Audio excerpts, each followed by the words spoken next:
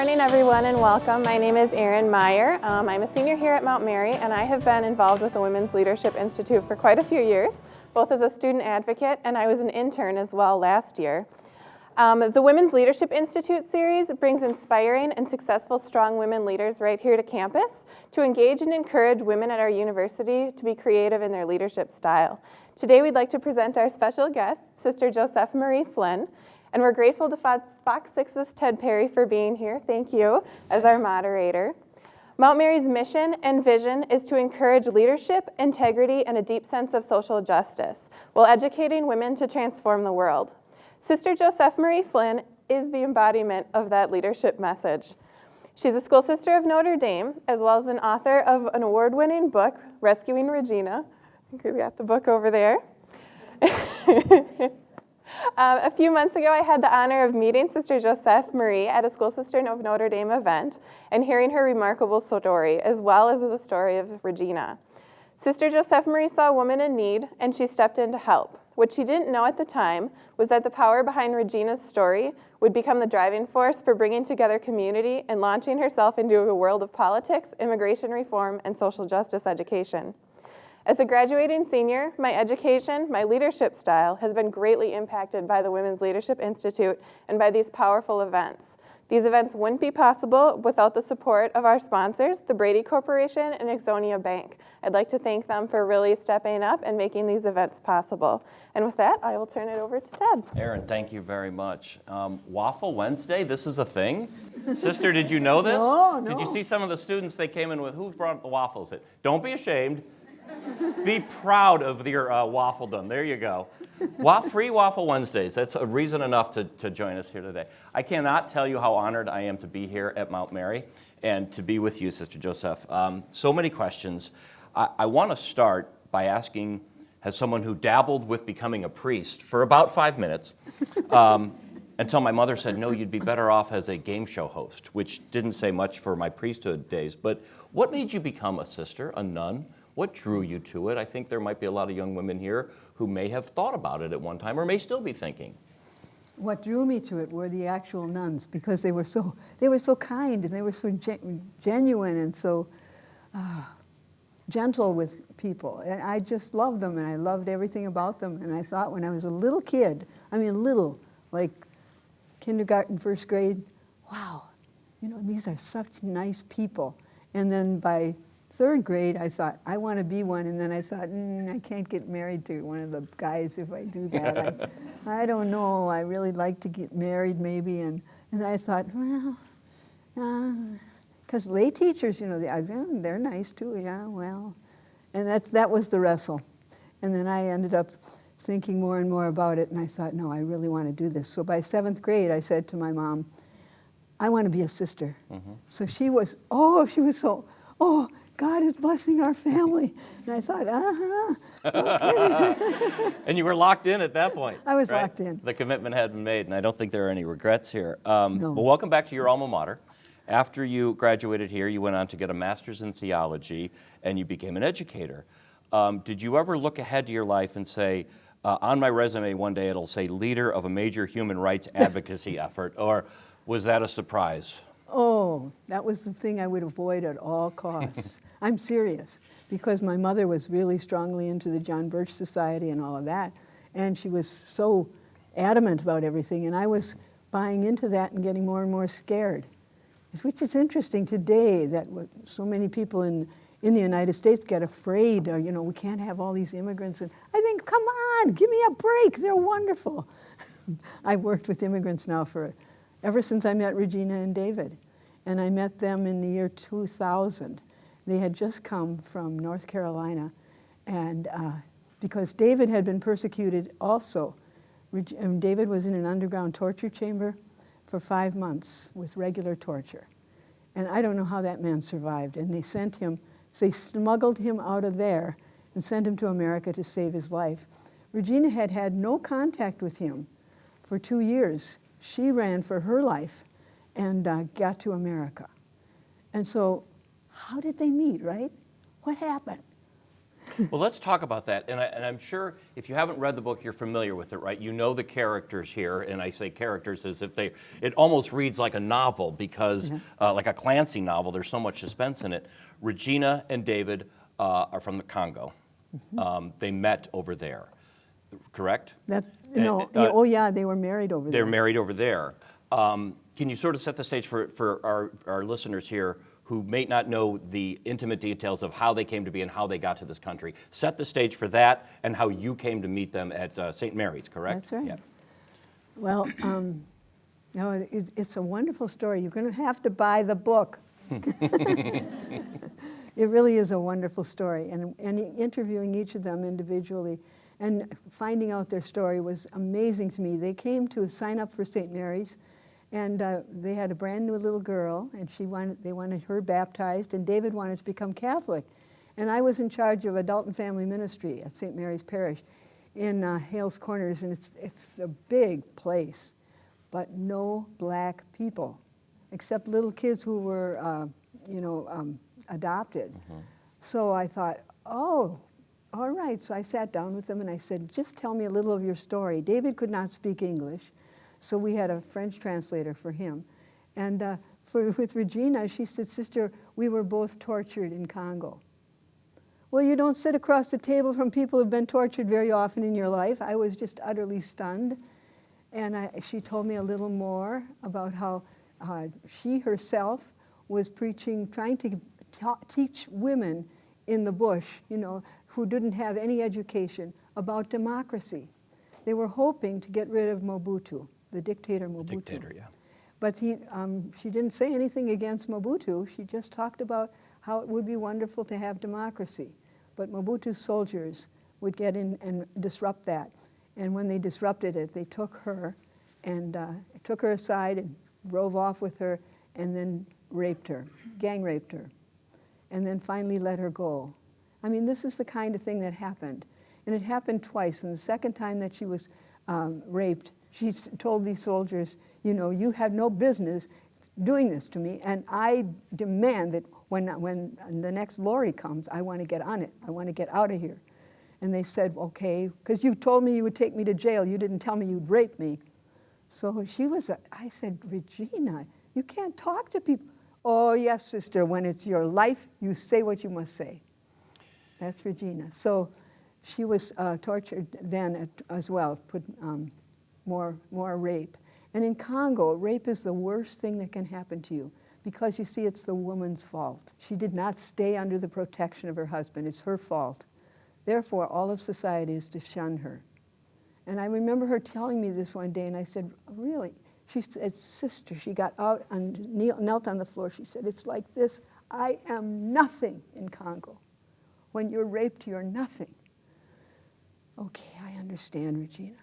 It was very, very moving. And she didn't want David to know. She couldn't tell because it David. reflected on him as well, correct? Well, when it happened the first time, she told him, and he reached across the table and he took her hand and he said, we are still married, which was wonderful. And then the second time it happened, she thought, oh, I can't tell him. I just can't tell him. First of all, it would break his heart, and secondly, I'd be totally shunned. So she was running to America, and she said, don't tell him. Don't anybody tell him. And we need to talk about, she decides to leave Congo. And sister, I have to tell you, this is such a remarkably well-written book. And I keep saying it reads like a novel. She makes her way out of the Congo in really like the dark of night, and gets on a boat and moves upriver and doesn't really know where she's going, but through a series of people she trusts, she makes her way eventually to the United States. And when she gets to New York City, she tells the people who there were Congolese to meet her, and she said, I can't live in a big city, I'm too scared. So they get on the phone and they call down Greensboro, North Carolina. Would you take this? Sure. Mm-hmm. So she ends up on a Greyhound, doesn't know nothing. She said when they had to switch buses, she said, I didn't get out at all. I just stayed on the bus until I knew exactly where the next bus was going to be, because I would get lost and I couldn't speak English very well at all. I just knew very little English. So that was brave Regina. It is, and she relies on the kindness of strangers. It's sort of God's providence that he puts these people in her life, you included, at just the right time. Talk about then she gets her way to Milwaukee, and when she meets you, she's fearful that she might have to be sent back to Congo, correct? Her case was... Because she's not yet an American citizen at this point. No, she's far from an American citizen. She's claiming to be, she wants, what do you call that? Yes. Asylum? Asylum, that's the word. She wants asylum here, and she did get a lawyer to work with, but the lawyer told her late in the game that he's not an immigration lawyer, he's not going with her to court. She had given him all $4,000 that her family had sent from Belgium to take care of her needs here. And now she had nobody to be with her in court. She ended up with a pro bono lawyer who kept saying, I'm too busy, but that pro bono lawyer did not prepare her for court.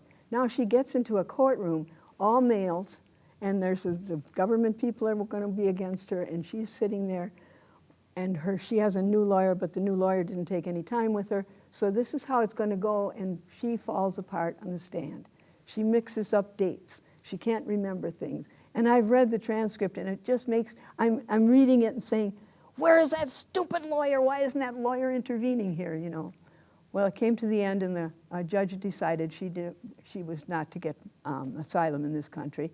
And if he said, you can appeal, but the appeal comes back to him after. If the Board of Immigration Appeals says, yes, you can restart the case, fine. It goes back to the same judge in Atlanta, Georgia. So which is part of the whole frustration when you read this. It made me a little bit embarrassed at times because of the way our country has handled this and the bureaucracy. We talk about government bureaucracy, but this woman lived a nightmare. And if being fearful of her life and telling the story of not one but two brutal rapes and being fearful to go back to her native country, that wasn't enough to persuade attorneys or this judge to say, no, you're safe here. It's almost unbelievable what she was up against.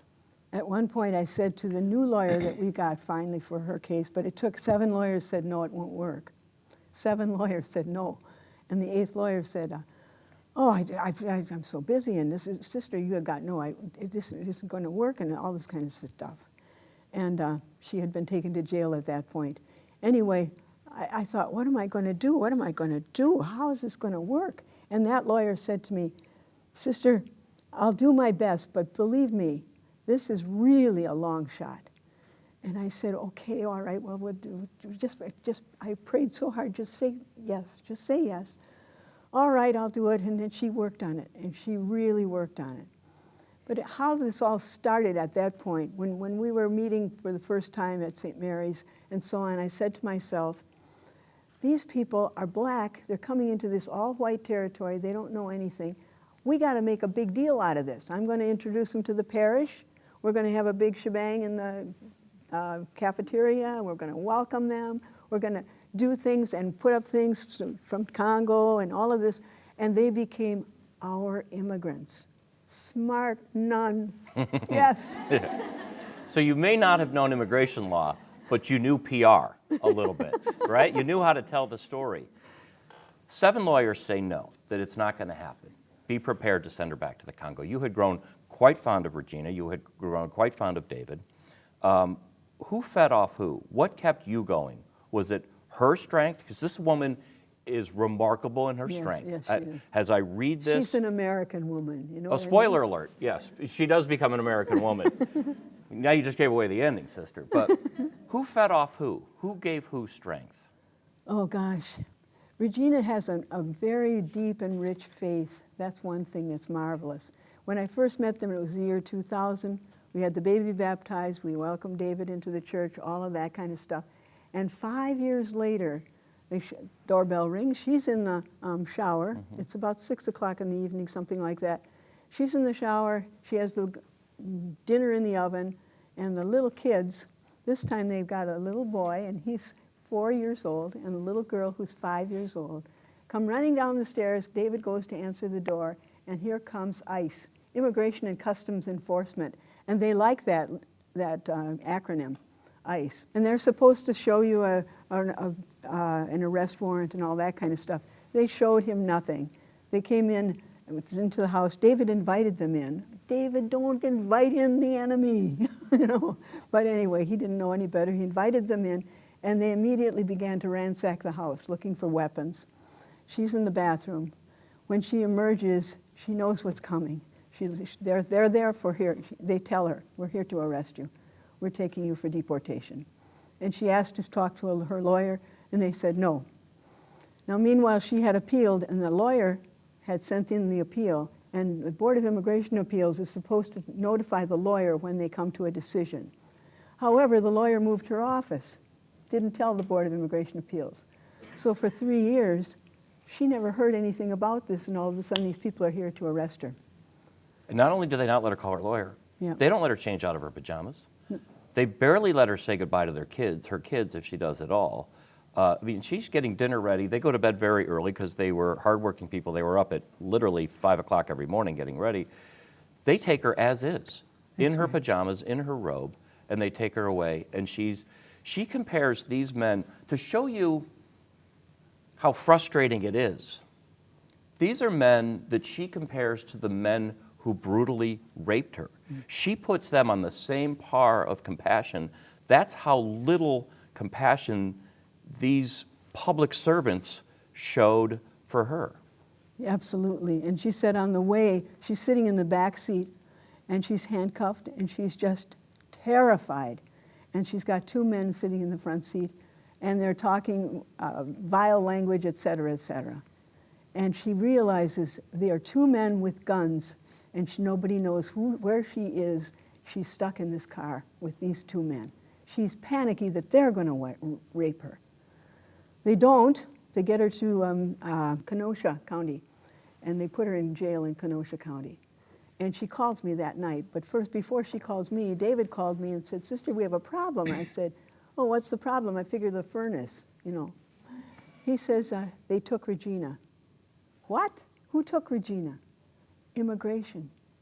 "No." I said, no. It was one of those moments where you can't put it together in your head. It's just, this can't possibly be happening. And I said, "I'll be right over." So I drove over to their house, which is not that far away from where I live. And I came in, and David sat down and told me how it happened.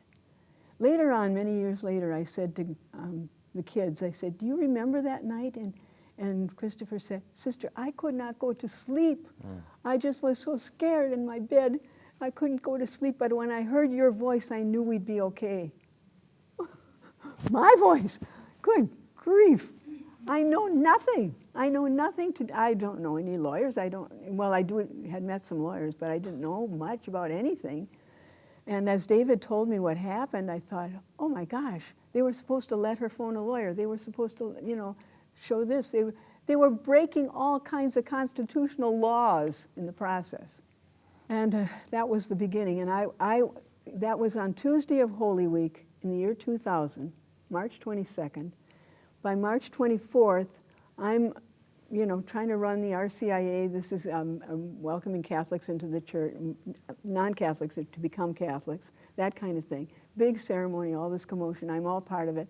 And afterwards, I said to the person who was going to give me communion, I said, "Just let me take the Eucharist home. I need time alone."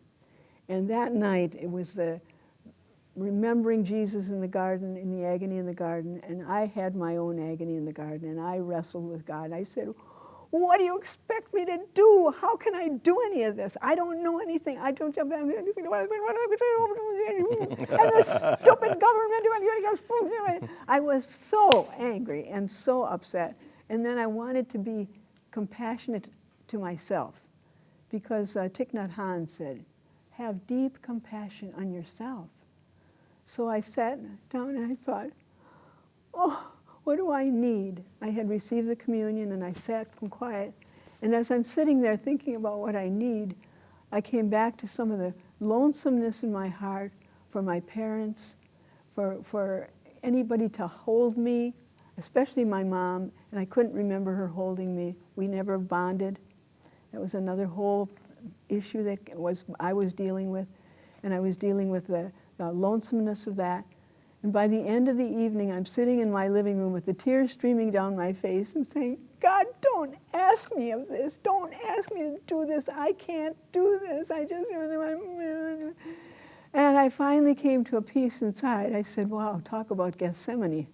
I think I've been in it. And I looked over on the table next to me as a quote from the School Sisters of Notre Dame handbook kind of thing, and our Constitution, and it says, it is with a faithful God that we make a covenant of fidelity.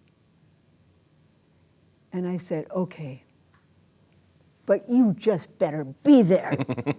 And that was a darn good prayer. You just go ahead and pray those prayers and watch what God does. It's amazing. I think anyone in this room can talk about their struggles and their times of doubt, whether it be in a relationship or education or finding funding or knowing where their place in the world is. Were you ever resentful that God put you in that place? You didn't know anything about immigration law. You didn't know how immigration was supposed to work. You didn't know how to navigate the bureaucracy, and it's a real bureaucracy. Did you ever say, can I have another task, please? Because this one's too difficult. No, no, no.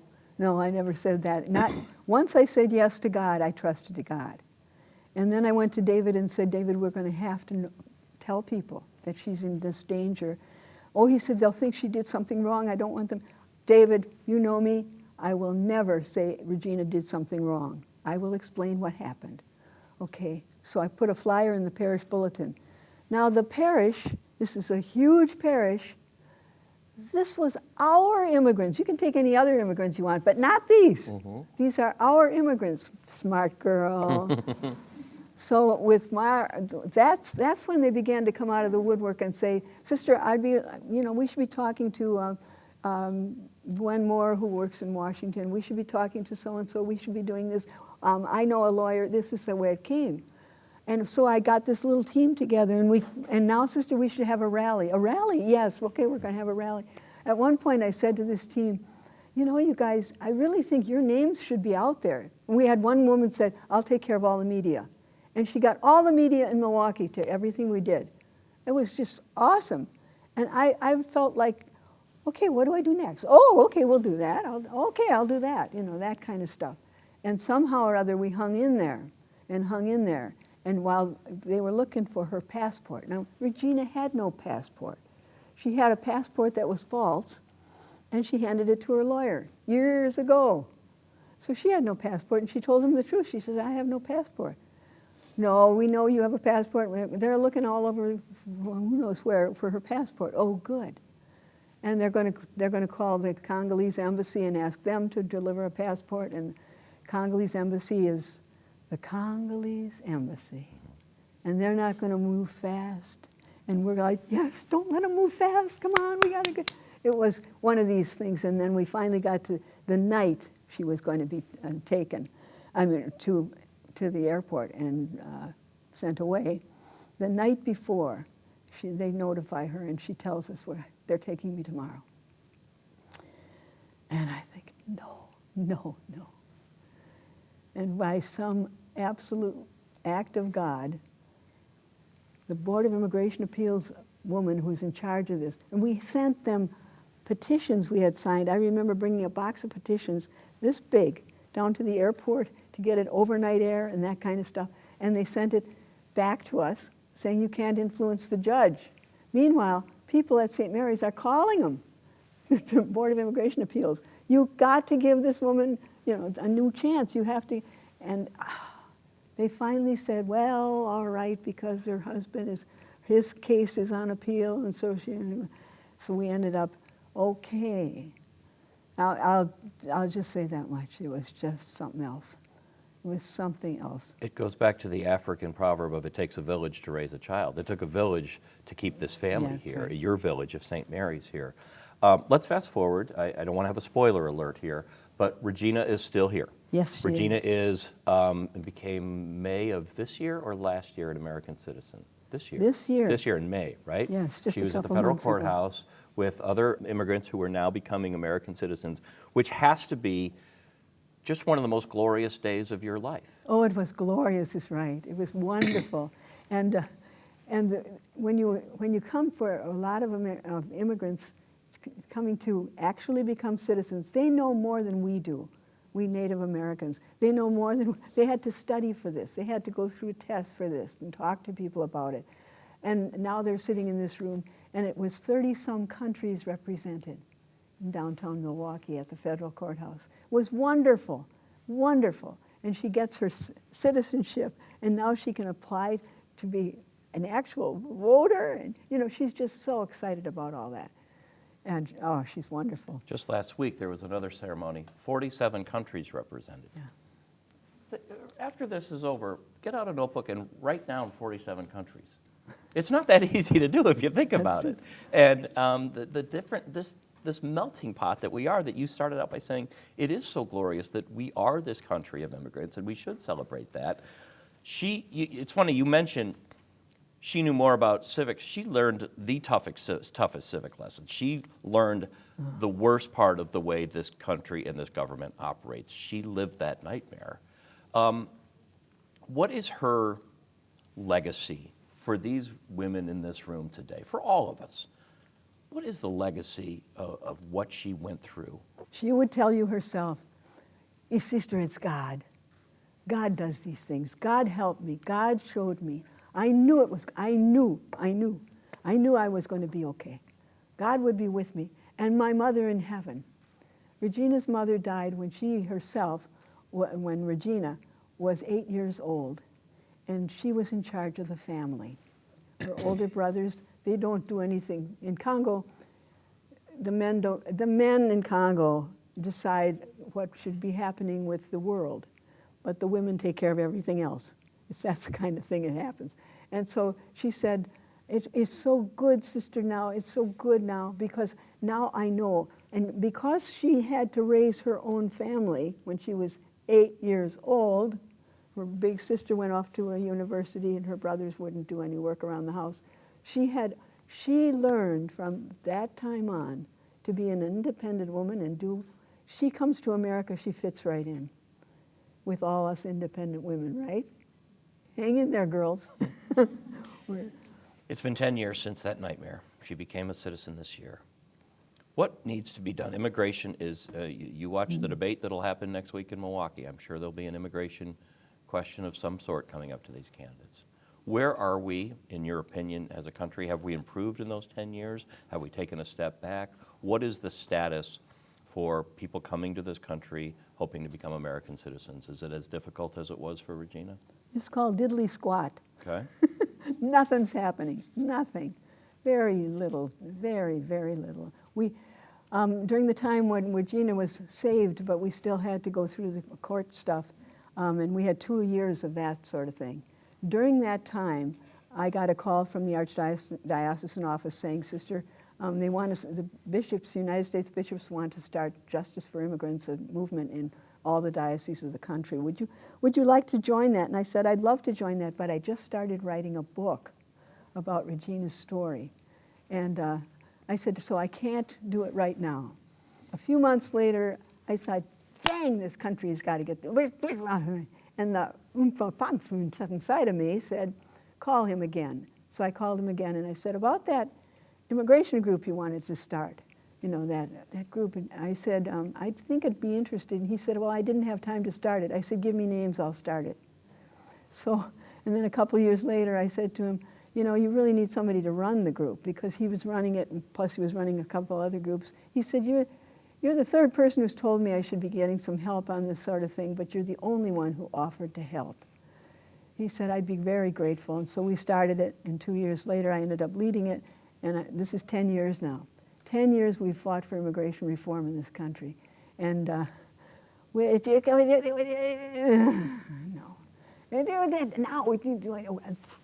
No.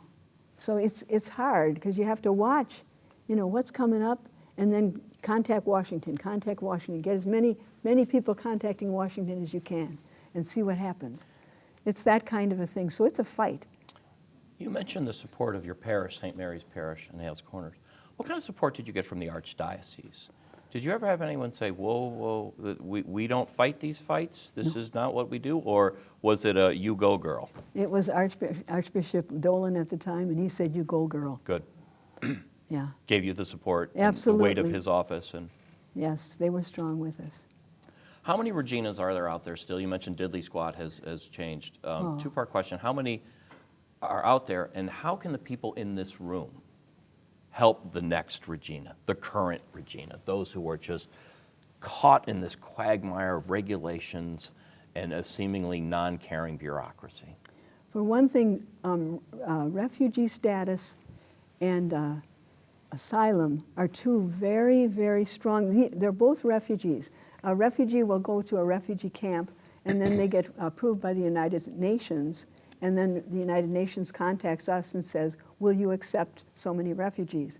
And then the United States does all kinds of background checks. Sometimes it takes a full year of background checks before those people are let in.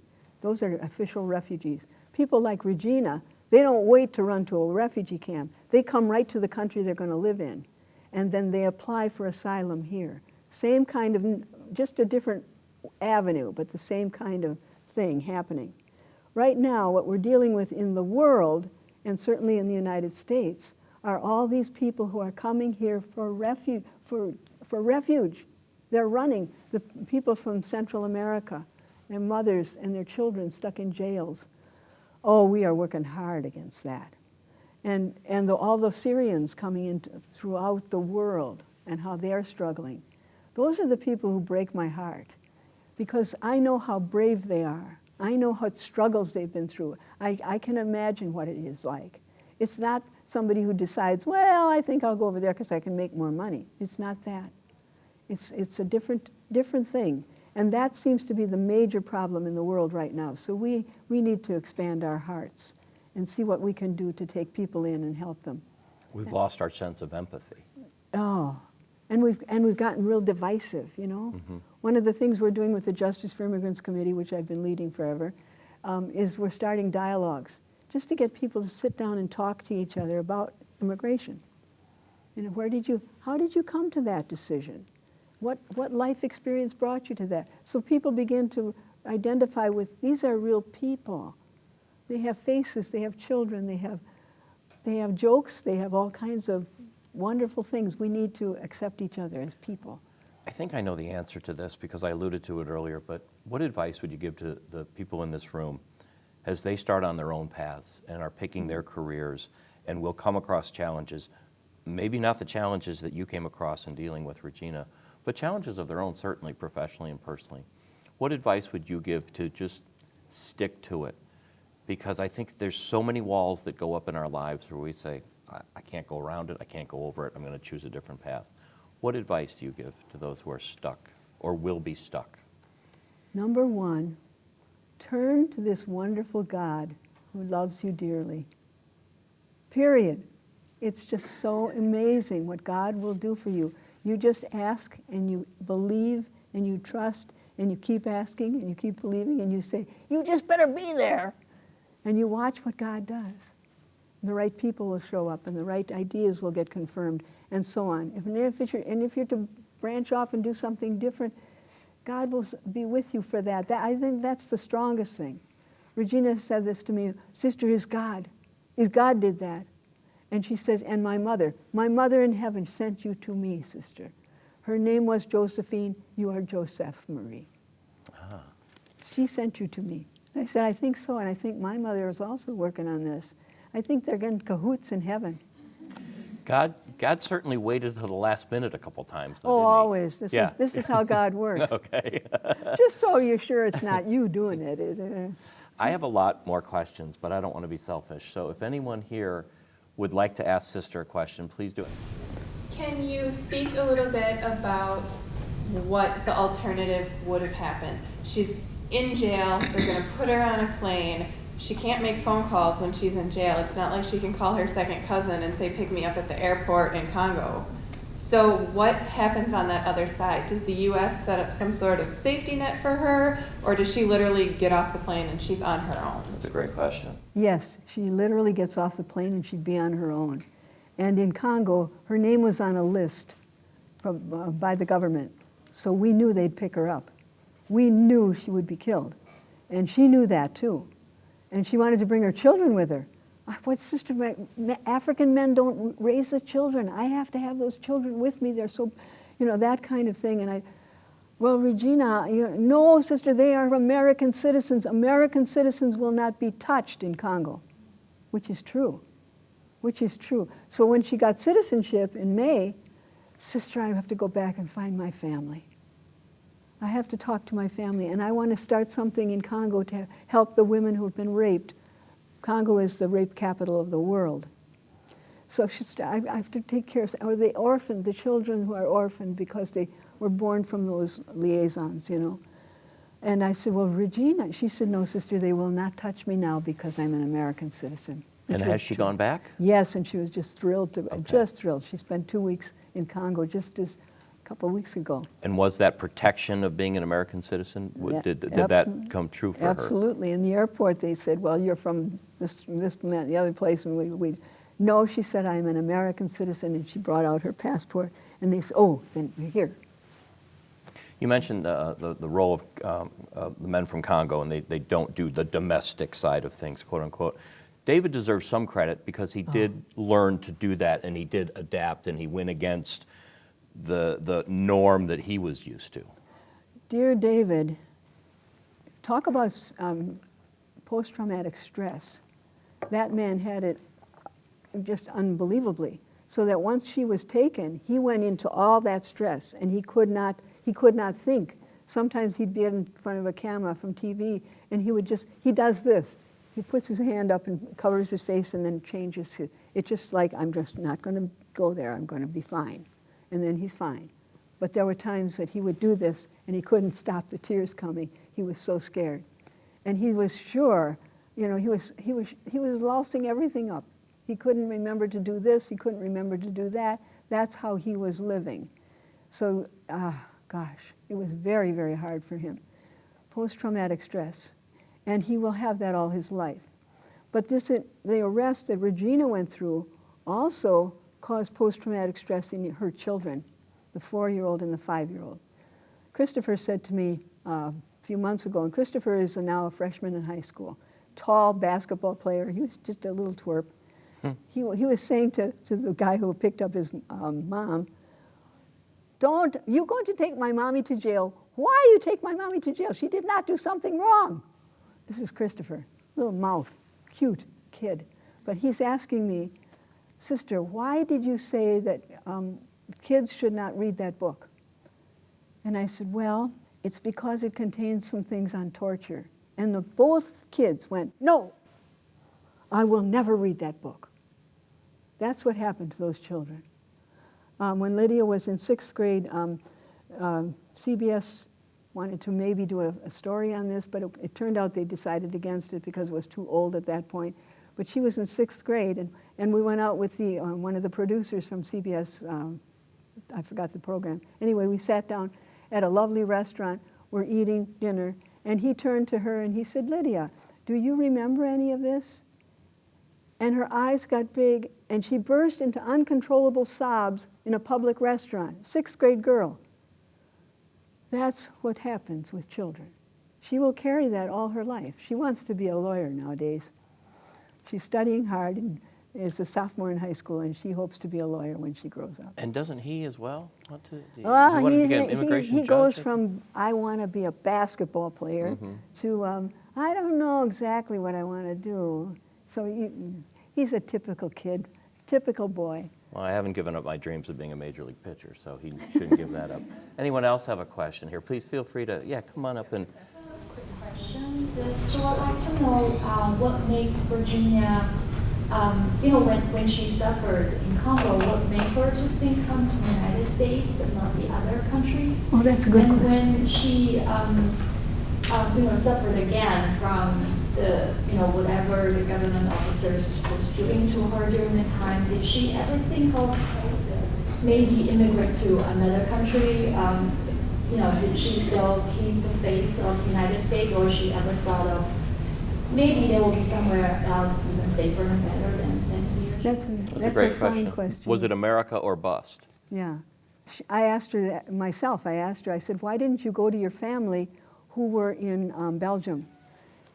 Regina's story is very interesting because her uncle was a bodyguard for the hated dictator Mobutu. And Regina herself was working against Mobutu, basically, although she wasn't naming him at all. She was teaching people about democracy. And to be clear about that, she always said, I'm pro-democracy, I'm not anti-dictator. That's right. It was a tricky line she had to walk. And Mobutu reigned for, I don't know, 30-some years in Congo. He was the ruler. And when things would get a little tough for him, he'd raise up another army, so the armies would go against each other rather than him. He was a tricky man. And his bodyguard, Regina's uncle, said, we've got to move, we've got to get out of here.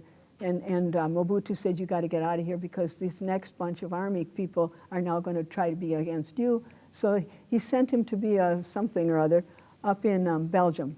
So he took his whole family up there, and he wanted to take Regina at the time, and she said no. She wanted to teach school, and she wanted to keep helping the political party in Congo. So I said, why didn't you go to your family? She said, sister, there are so many Congolese up in that area, in Europe, they're all over, and they're loyal to Mobutu. She said, I had to go somewhere totally different. And so she prayed about it, and she had asked some people to pray with her, and they prayed with her for 3 days, and they all felt at peace with it, and she said, okay, she'd go to America. All by herself, a Congolese woman, that's unheard of. But she did it. Great questions. Anyone else have one? Feel free to. Anyone? Please, over here. So I have a question. Now Mobutu is gone, but there is still insecurities and wars in Congo. Why? Oh, I don't know. I don't know why we're not getting better leadership in Congo. And right now, it's really down. It's a very, very poor country at this point. And the man who took over Congo is the one who persecuted David. He was afraid David was going to get powerful. That's another whole story. But he's the one who put David in an underground torture chamber for 5 months when he was tortured. So that's the legacy, and it keeps moving down. And his son is ruling now. So they don't really have a democracy, and it's still really tough. There are Americans who are trying to get inroads there to help them, and I don't know how it's going to go. Is David an American citizen now? No, David's case is still not settled. So he does not travel back to the Congo? He can't go there. Cannot, no. okay. How are they doing? I can't imagine going through this as a couple. Do they look back and go, we made it? Are they stronger than ever? And maybe I don't want to be too personal here, but are they a strong couple because of what they've gone through? They still struggle, and I think some of you people are here because you also are from immigrant families, which I want to welcome you with all my heart because it's so wonderful, and it's a big thing to come to a new country and fit in and have all that happen. Regina has adapted to that just like, she's there. And she called me last night and she said, I don't know where I'd be without you, sister. And I think, yeah, you sure made a difference in my life. It's just been wonderful, really wonderful. David is still working as a janitor, and he has a degree from Congo in finance stuff, but that doesn't translate to American stuff. And he can't hang on to the language as well, so he struggles with that, and he just moves slowly. It's difficult. What about Regina? What is she doing? Regina is studying right now to become a nursing, a medical assistant, and then she hopes to become a med tech, and then maybe go on to becoming a nurse. She's very ambitious about that. While she traipses her kids back and forth to school and does 6 million other things, and you wonder, how does she do that? It's really something. It's always hard for the first generation immigrant to get into America and to really get their feet wet. The next people, the next level, they're the ones who begin to prosper and have something new. So the first people who come here from another country really are to be commended. It's hard. Are they still at St. Mary's? They're still at St. Mary's. Okay, and they're still your immigrants? They're my immigrants. Okay. They're our immigrants, yes. I mentioned that this, and truly, I know you have a lot of schoolwork to do, okay? But maybe over winter break or something, pick up a copy of this. You'll read it in a day and a half. I'm the slowest reader in America, and I went through this because it was so, I have to commend you on how well written this is. There is suspense in here, there's empathy in here, there's wisdom in here, there's so much compassion in here, and it's heartbreaking at times and inspirational at others. It should be a movie. And if they were to make this into a movie, sister, who would play you? Well, I called my sister and brother-in-law last night, and I said, I'm not even familiar with movies. If they'd asked me that question like that, who in the world would you suggest? Susan Sarandon. Yeah. She played a nun before Yeah, in yeah. a movie about capital punishment, so she played Sister Prejean, right? Yes, Yeah, okay. yes. Anyone else have any thoughts? I'm thinking maybe Helen Mirren could play you pretty well. Anyone else have any casting ideas for Sister? What profession other than the one you chose, the covenant you made with God, what other profession would you like to do or like to have done? I know you mentioned that at one point you wanted to get married and perhaps be a mother. But if you weren't a nun, what do you think you might have become? That's a scary thought. The road not taken. The road not taken. I'm very happy as a nun. I really am. I've got the right vocation, and I'm very happy about that. Would I have gone into another direction? I was a teacher for many years. I taught grade school. I taught high school. I did retreat work. I did speaking around the country. I did all kinds of stuff. Then I worked for the Archdiocese. This is what happens as a nun. You get all kinds of experience, and it's wonderful. And I think, what else might I really want to do? What I really wanted to do when I studied at Mount Mary was I wanted to be a writer. But I was majoring in art, so I ended up as an art teacher, minored in English. And of course, in English classes, you study everybody else who wrote. You don't study yourself, you know. So at that time, I thought, well, I always wanted to be a writer, so I wrote this book. And now I want to do some more writing. I'll tell you what, you are a writer. I mean, I am thank not you. kidding you how well this flows. These young women can tell you what life is like at Mount Mary College in the year 2015. Can you take us back to the 1960s and what it was like here? Turbulent times in the United States, as they are now. What years were you here, and what was it like politically, culturally here? That's 40,000 years ago. You got And a pretty I'll- good memory. Don't sandbag us. I'll tell you that at that time, I was what they called a junior sister. I had pronounced vows, temporary vows, and then after 5 years, we would pronounce final vows. So I was in that temporary stuff as a junior sister. And the junior sisters were told, when you study at Mount Mary, you will not talk to the lay students. Ooh. But my sister's in another class. My regular normal sister is going to be in, she might be in, well, you be very kind to each other, but don't strike up any long conversation with your sister. Okay, so it was, hi Eileen. Hi, how are you doing? Fine. That's all I could do. So that was maddening. We were more isolated. We're the nuns, and the other people are the other people. So they might have gone out and had a different social life clearly than you do, and Absolutely. they knew that you were not on the same path That's that they right. were. That's right. Okay, what years was this? Was early 60s? 5,642 years ago, I Okay. believe.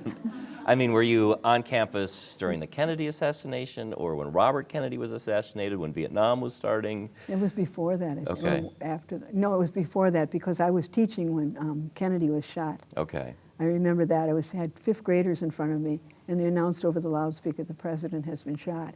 Gotcha. Oh, Sister, again, I'm going to plug the book. And I am going to take you with me wherever I go. And I will happily do it.